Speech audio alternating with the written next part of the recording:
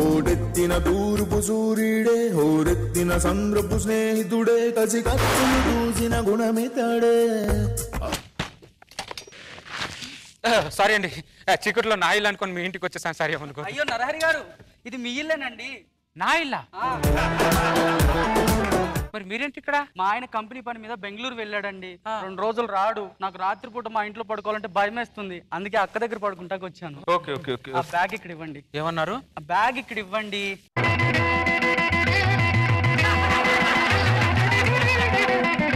మొగుడు వచ్చాడా చచ్చాడా అనేది లేదు దీనికి. దున్నపోతులా తినడం, మధ్యలో సంటర్లా పడుకోవడం. ఏమండి రండి, భోజనం పెడతాను. లేదండి, బయట తినేసి వచ్చాను నేను. బయట తినడం ఏంటండి? ఇలాంటి పిల్లం ఉంటే బయట తినక ఎక్కడ తింటారండి? అర్ధరాత్రి 12 గంటల వరకు ఫాస్ట్ ఫుడ్ సెంటర్లు ఎందుకుంటే తెలుసా? మా లాంటి మొగుళ్ళ కోసం. నీ పిల్లాన్ని ఇంటి నేను తీసుకొచ్చానా? నేనే బుద్ధి గడ్డి తిని బుద్ధి గడ్డి తిని దింపాను రా. అరే నా భార్యను పంపించురా, నీ కాళ్ళు పట్టుకుంటున్నారా?